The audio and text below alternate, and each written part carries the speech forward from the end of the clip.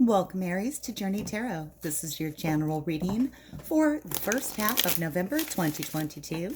This is a general reading and it will not resonate with everyone here. Please take what resonates and leave the rest. If you do find that this is your journey, I'd like to invite you to like and subscribe to my channel. It really helps get the messages out to others that may benefit from hearing them, and I truly do appreciate your support.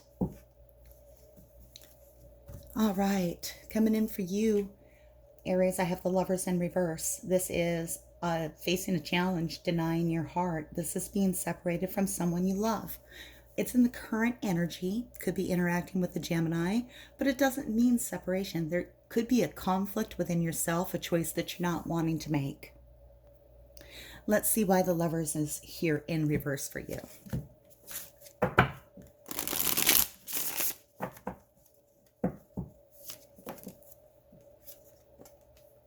The Ace of Swords, you may have had an epiphany, and I know I rotated this deck is read right side up. Ace of Swords, you may have had an epiphany, some thought of a bit of clarity came in that could have upset your world, told you that you needed to go in a direction that you didn't want to. It could be that denying your heart kind of feeling. Where is it leading?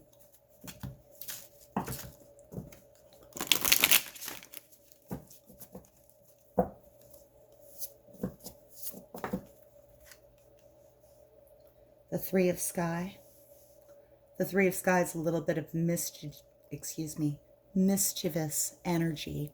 This is kind of like the devil sitting on your shoulder, but they're your friends and they're kind of encouraging you to engage in a behavior that's not really who you are or what you want to be. I know the Three of Sky, the Three of Swords in most decks is heartbreak. So this could be representing for a few of you here, but this deck is very different in how it presents the Three of Air energy. But since the Lovers is here in reverse, it is something that we need to take a look at. Let's see what your challenges are. We're going to get clarifiers and see more about what's going on here. What is the challenge? Seven of Cups, making a choice, making a decision, choosing an option. Sometimes when we're looking at those cups, so many of them there's wonderful things in there, mansions and fortune and beautiful humans that we love and ladders to success. And there's also like dragons and pits of despair. So many choices, so many things can happen. The Seven of Cups asks you to take a look at what your options are and really sort through them. There could be an overwhelming amount of choices that you need to make at this time, or options that are presenting themselves. Sorting through the ones that are best for you can be a little daunting in the Seven of Cups. Let's see what's here to help you. What are your strengths? Thank you. Bear with me a moment while I grab that card. Three of Wands is coming in as your strength, in your strength position. What's here to help you, what you have available to you. The Three of Wands is being able to make plans, to plan how you're going to progress and being ready to move forward. Once you sift through these choices and options that you have and, turn away from the cups that are full of illusionary promise, you will be able to grab the ones that are going to help lead you forward on your plan. Let's get some clarifiers here. Spirit, tell me, why is the Ace of Swords here in the past for Aries? Why is the Ace of Swords here? They had an epiphany. They had a revelation. They got a clear communication, whether that was from Spirit or from someone else. Something became clear. Tell me about that Ace of Swords, please. I have Page of Cups energy, understanding. You may have had an epiphany that there was something that you really wanted, that you were feeling caged and trapped like this dove here. The bars are illusionary. They're falling away. It's kind of like these cups. We're looking at all these cups that we could take, but a lot of them are just illusions. They're pipe dreams. They're things we don't really want, things that could happen that are amazing or terrible. Here, That illusion is fading. There's an understanding that you can be free and do what truly makes your heart happy. Page of Cups is curious. Page of Cups is full of creativity, and he is looking into his cup to see what inspiration lies in there, what wisdom for him, what makes his heart sing with happiness. You could have had some revelation recently that what you truly want to do or what you want to pursue is quite different than what you're doing. And this is bringing in this Lovers in Reverse energy. Let's ask about that. Tell me more about the Lovers in Reverse, please.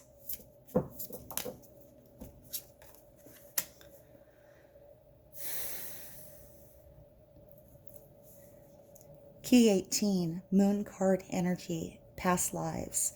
This speaks of soulmates, people that we've interacted with, things that we are drawn to, people we're drawn to because we've known them for many, many lives. They've interacted with us. They're important to us. It's integral. And this is really interesting coming up here with Lovers in Reverse. Some of you may at this time be separated from a lover, someone that is like soulmate energy to you.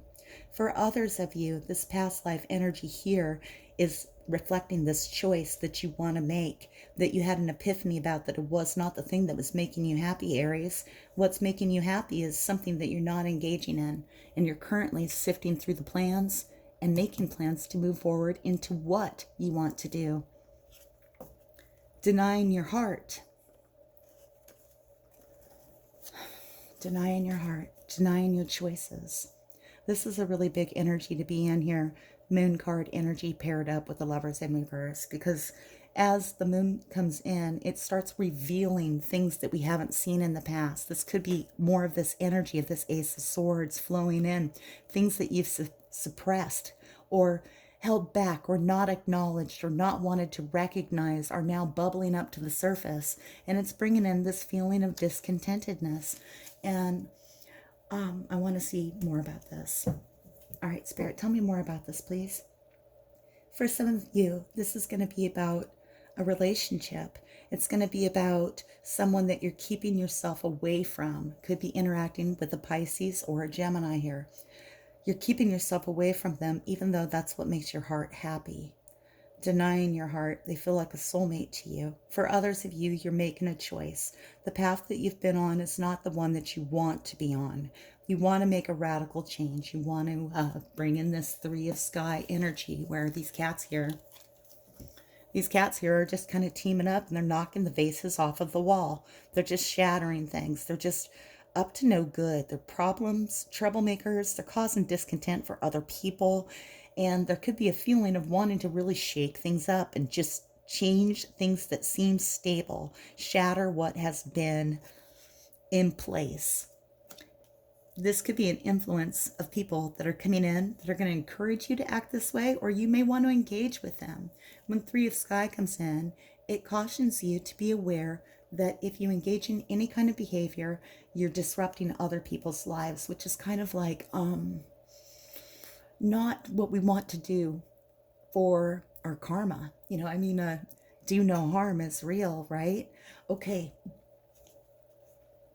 If this element does come into your life, this could be a caution not to engage in this kind of behavior or let people pull you into it. It could also be that someone comes in and starts disrupting your life. Let's find out more. Tell me more about the Three of Sky.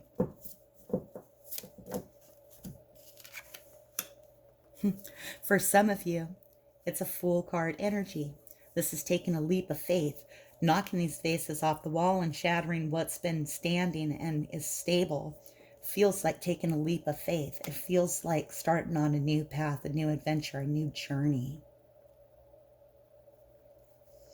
I really want to get more information for this spread here, because there's two separate stories that are definitely developing here. And I don't see something like a Tower card energy here, but I almost have that kind of feeling of not like a tower that comes upon you, but like you want to shake it up. You want to be that tower. You want to tear things down. And I feel like a lot of you Aries might be feeling that at this time. There was this understanding and clarity that you're not living what you want to live or being with the person you want to be with. And there is this kind of foolhardy energy coming in for you. You can engage in this, but there's consequences with this. There's consequences with this. Let's get some advice for you. What deck do I want to use for advice?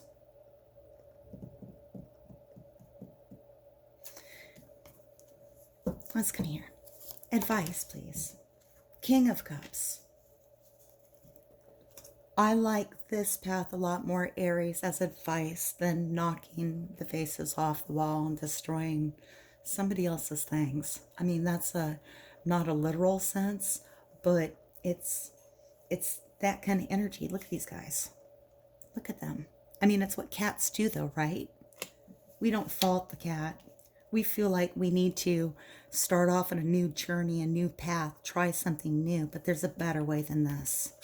And this is it, the King of Cups. The King of Cups gets in tune with his emotions. He is got his finger or his feather dipped into his cup of love, and he's letting his positive, loving energy flow. He has control of his emotions and control of his feelings. And, you know, we can all have like a huge flood of different emotions, and it feels like we can't control them. They happen, and there's some truth to that. And I don't think this is what this card is saying, is that you can't have a bad emotion or you can't have a bad feeling. It's saying that to embrace the positive emotion, the good emotion, the emotion that fills your heart with joy. For some of you, maybe what you're knocking off the wall here in the incoming energy is a positive spin. You're not disrupting somebody else's life. Maybe these are your faces on the wall and you want to tear down the structures that are around you. You have seen that this life that you're in, what you're doing, isn't what your inspiration is. There's something else here calling to you deep from the past. It feels like karma. It feels like a nudge from the universe saying, hey, what is it you're supposed to be doing? What is it that your soul is drawn to? That's kind of another feeling I get from here too. As advice, the King of Cups is asking you to open your heart, share your love with others, rather than knocking other people's faces off the walls. You know, if you want to knock your own off and break those and, you know, change up structures in your world and your life, you have all the power to do that. And for some of you, that's what you want to do here with this Fool card energy. I'm going to leave this part here. There are plans being laid. This is the strength you have. You have the ability to make plans, to go forward. And she is getting ready to set off in her journey. She has all the tools that she needs around her, and she's ready to travel across this water and create what she wants to create. There's still this challenge of sorting through exactly what that is. So think of these cups on the wall. Think of these cups here, these 7 cups up on the wall. Those are our vases. These cups are full of all sorts of things, some positive, some negative. You know, if you want to knock those negative cups down so you can keep the ones that are good, that's what a lot of you are sorting through in the first part of November. All right, Aries, let's go ahead and get some oracle messages for you.